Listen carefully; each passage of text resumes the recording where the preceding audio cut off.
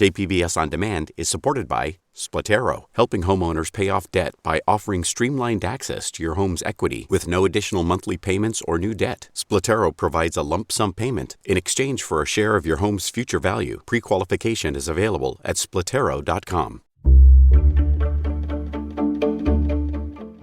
Good morning.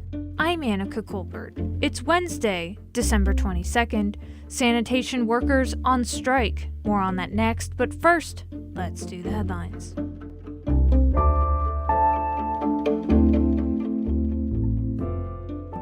UC San Diego says it's moving to online instruction only between January 3rd and the 17th. They say it's in anticipation of a surge of Omicron variant COVID-19 cases. The shift follows a weekend announcement that UCSD School of Medicine researchers have found an unprecedented spike in COVID-19 viral load in wastewater collected from San Diego County's primary wastewater treatment facility.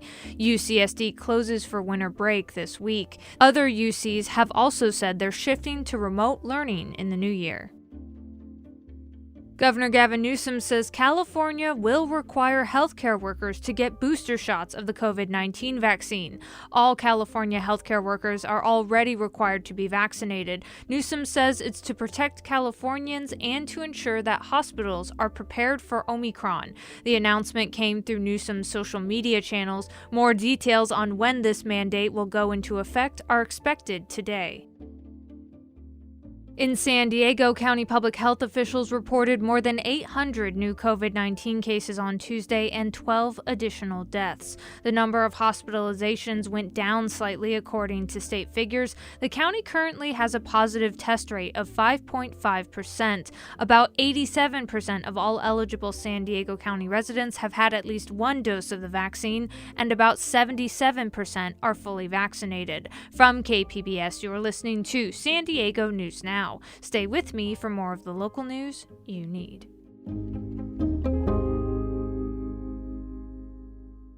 KPBS On Demand is supported by UC San Diego's Art Power, presenting cellist Joshua Roman, performing from his album Immunity, alongside music by J.S. Bach and more. Sunday, June 22nd at UC San Diego's Epstein Family Amphitheater. Reserve your tickets at artpower.ucsd.edu.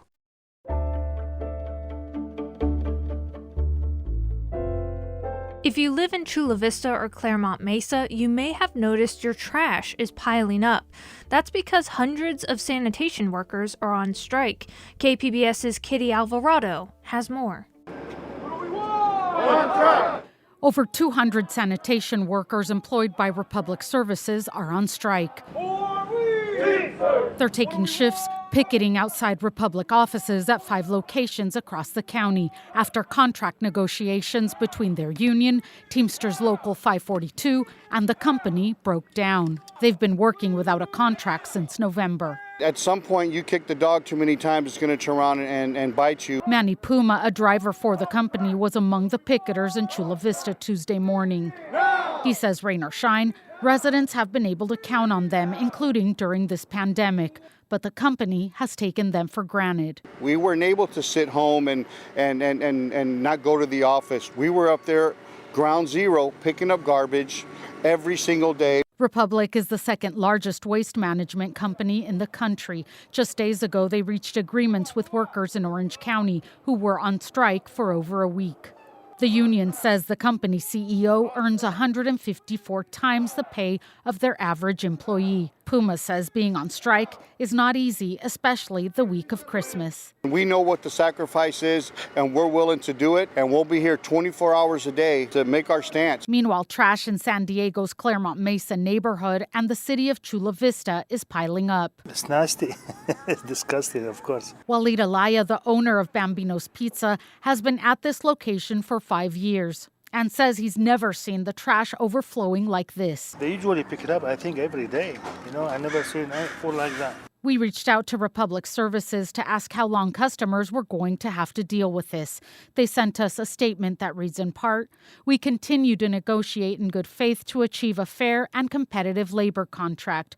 We are working hard to resume normal service as quickly as possible, and we thank our customers for their patience and understanding." Puma says most of the striking workers live and work in Chula, Vista and feel bad for those who depend on them. We apologize for that, and as soon as we get back to work, and we want to get back to work as soon as possible, we're going to clean this whole city up, and we're ready to go. Chula Vista officials say they're getting updates from Republic and look forward to regular collection services resuming as soon as possible. And that was reporting from KPBS's Kitty Alvarado.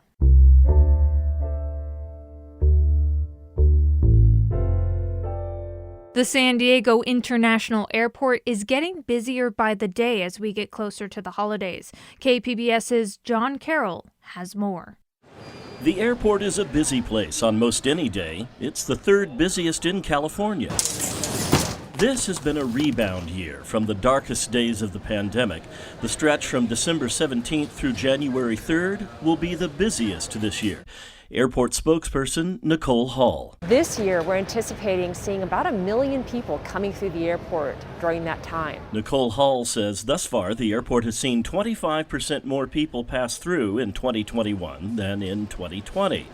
But when compared to 2019, about 20% less passengers will have traveled through this year. 4 days out from Christmas, and everything here at San Diego International seems to be going along pretty smoothly. But not just here. Bill Dingman left Watertown, New York to see his son for the holidays. The crowds weren't too bad flying that early, and it was a great flight. Smooth sailing for Jody Christofferson as well. She's here from Madison, Wisconsin to see an old friend. It was a piece of cake. It was not crowded at all. But with the Omicron variant spreading rapidly through the country, we wanted to know if any passengers had any concerns about traveling during this time. Anytime you're traveling and with crowds and things, so just take some precautions. But for the most part, you can't live in fear. I'm double vaxxed and boosted and wash my hands constantly and wear my mask. That's all you can do. Nicole Hall says you should arrive 2 hours before your departure time if you're flying domestically, 3 hours for international. And remember, masks must be worn at all times while on airport property. If you forget to bring one, you can buy them at these vending machines or get one for free at any airport information counter. And that was KPBS's John Carroll. San Diego hired its first chief race and equity officer, Kim Desmond, over the summer. But months into the role, questions remain about what she'll do. iNewsSource investigative reporter Anissa Durham has more. Kim Desmond says, like much of the U.S., San Diego has not solved systemic racism, and she is working to address disparities. But the exact goals of her new role are still unclear. So a typical day looks like, for me, listening and learning, especially in the context of me being new to this particular city, is listening and learning to various stakeholders. iNewsSource spoke with local advocates who are skeptical about the changes Desmond can make to deeply rooted problems, things like San Diego's homeless crisis and racial profiling of Black and Latino residents. Desmond has met with more than a dozen city departments so far and is reviewing city policies. That was iNewsSource investigative reporter Anissa Durham. iNewsSource is an independently funded nonprofit partner of KPBS.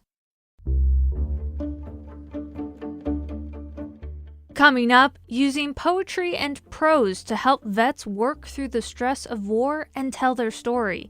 We'll have more on that next, just after the break.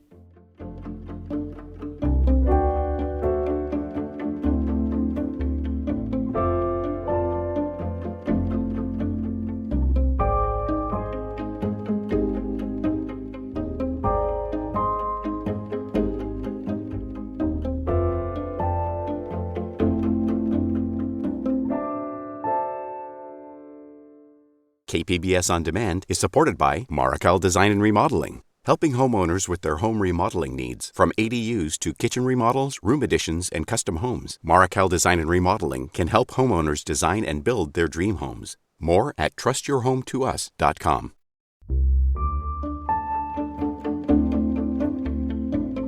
The Veterans Readers Theater Project in Kansas City encourages vets to write poetry and prose about their military experience and present it to the public. Organizers hope it can help veterans deal with shame or guilt related to their experiences. Ann Knigendorf reports for the American Homefront Project. On a recent evening, 9 Kansas City area veterans and family members gathered online to share the vivid war-related experiences they've spent months turning into poetry and stories. Good evening, ladies and gentlemen, and welcome to the 4th Annual Veterans Readers Theater. Navy veteran George Pettigrew acted as moderator and spoke about the night's theme, the classic hero's journey. He said the adventurer battles internal and external monsters, and sometimes the hero brings home a gift to share. The most important gift a hero can offer is a story to tell. But that story can be difficult or impossible to get out. Rita Nakashima Brock helped start the Kansas City Initiative for people dealing with moral injury. When you're talking to somebody you think might not love you again because what they hear is so awful, or might think you're a little nuts, or they won't talk about it. Brock directs the Shea Moral Injury Center at Volunteers of America in Alexandria, Virginia. Moral injury is a feeling of shame or guilt following an event a person participates in or witnesses that goes against their moral beliefs. Because moral injury isn't identified as a disorder, ordinary people who are just suffering moral dilemmas in ways that make them feel like they're not good people could relate to the term. Brock says that in the case of military members, the injury may follow carrying out an order to shoot, for instance, but it happens to civilians also. She says she's seeing moral injury a lot right now in healthcare when doctors and nurses must decide who receives scarce resources during the pandemic. The writing group in Kansas City doesn't treat anyone, but Brock says it offers a safe space with writing resources for veterans and their families. And once you can externalize it in some way, you can actually process it. And that's when you start to recover. My enemies wore the same clothes. My career they managed to dispose. During the Readers Theater, Air Force veteran Heather Smoot read her poem, My Destiny, about the trauma she suffered at the hands of other service members. But she also wrote into the recovery part of the journey. I never set out to be an unsung hero, but enduring my trials, I did grow. I vowed to never sign my life away. With my destiny, I'd have the last say. Army veteran John Michael Johnson, an independent filmmaker, didn't regularly write about his military experience. Until he joined the group, he was out of touch with other veterans and hadn't thought much about the years he spent in the Army during the Vietnam War. I probably was never as alone as I was in that first year or so of being in the Army. The piece he wrote for the Readers Theater is called Ars Poetica. Poetry is the whispered shout of thoughts thought while walking the street, tapping the dance of shuffling feet, raising questions. What's it about? Cindy McDermott is a retired Navy veteran and executive director of the Moral Injury Association of America. She says that PTSD and moral injury share a lot of characteristics. Anger, depression, anxiety, and at the worst, it's self-medication with alcohol or drugs. Counseling and group therapy are effective for some people with moral injury, and while writing isn't exactly a therapy, McDermott says it can offer relief. It's good for the veteran, but it's also good for the public to be able to hear their stories and the price that we pay when we do have military action. To date, 2,000 veterans and family members have put their stories on paper with the Kansas City Vet Writing Group. Reframing their shame and guilt has helped them control their internal narratives and begin to heal. That was Ann Knigendorf reporting from Kansas City. This story was produced by the American Homefront Project, a public media collaboration that reports on American military life and veterans. Funding comes from the Corporation for Public Broadcasting. And that's it for the podcast today. Be sure to catch KPBS Midday Edition at noon on KPBS Radio, or check out the Midday Edition podcast. You can also watch KPBS Evening Edition at 5 o'clock on KPBS Television. And as always, you can find more San Diego news online at kpbs.org. I'm Annika Colbert. Thanks for listening, and have a great day.